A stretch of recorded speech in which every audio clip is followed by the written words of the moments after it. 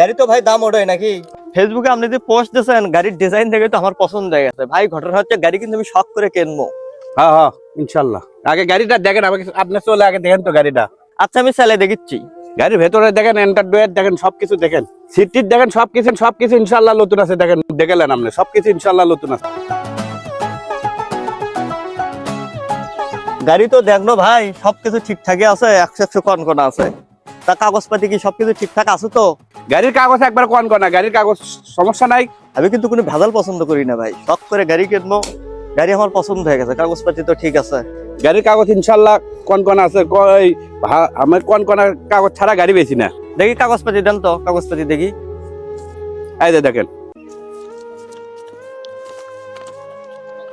কাগজপাতি তো tax token সবকিছু আছে। তা মালিকানা কাগজপাতি কো? মালিকানা কাগজটা আমার ভাইয়ের দোকানত ফটোকপি করে দিয়েছি, তো ওতে আপনাকে আমি দেবনি।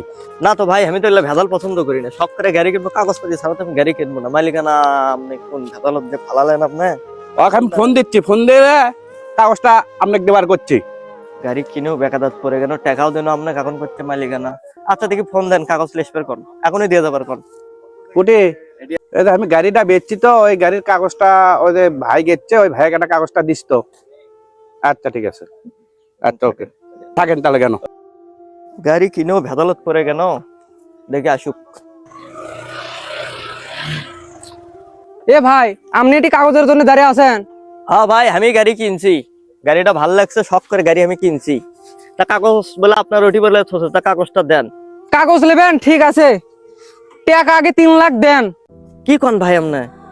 আরে ভাই আমি তো এলে বুঝিনি, আমি তো নগদ 10 লাখ টাকা দিয়ে তো আমি গাড়ি নিলাম। ওই এখন আপনার কাছে গাড়ির কাগজ দিয়ে লোন করছেন আর কি টাকা খরচ নেছে, সেগুলো আমাকে পেলে হবে ভাই। আরে টাকা দিয়ে গাড়ির কাগজ নেবেন, গাড়ি কেনার আগে কয়া পারেন না? কাগজপাতি ভালোভাবে দেখে লওয়া পারেন না? আরে কিসের টাকা মানে? তাহলে কাহিনী শোনেন। খুব ঠেকাত পড়ছে পারে, 3 লাখ টাকা না খরচ দেয় না কা? টাকা আপনি কার দেওয়া যাবিল? আপনি এর আগে আমার থেকে মেলা টাকা লেছেন, মেলা ডেট পার করে ফেলে দিয়েছেন, টাকা আমাকে দেননি।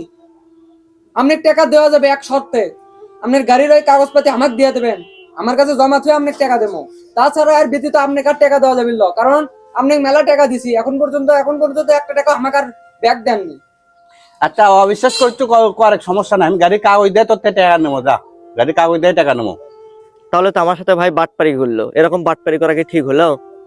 সুপ্রিয় বন্ধুরা, আপনারা মোটর সাইকেল, প্রাইভেট কার যেটাই কেনেন এখন, সেকেন্ড হ্যান্ড যে কোনো জিনিস কেনার আগে আপনারা সতর্ক হয়ে জিনিস কিনবেন। গাড়ির যদি কাগজপাতি ঠিক না থাকে, আগে সর্বপ্রথম আপনারা গাড়ির কাগজপাতি দেখবেন। যদি গাড়ির কাগজপাতি আপনারা না দেখেন, আপনারাও আমার মতো এরকম প্রতারণার শিকার হতে পারেন। দেখেন, আমি গাড়ি কিনলাম 10 লক্ষ টাকা দিয়ে, আবার এক্সট্রা আমার 3 লক্ষ টাকা দেওয়া লাগতেছে। তাই আপনারা সবাই সাবধান, কাগজপাতি না দেখে কেউ গাড়ি কিনবেন না।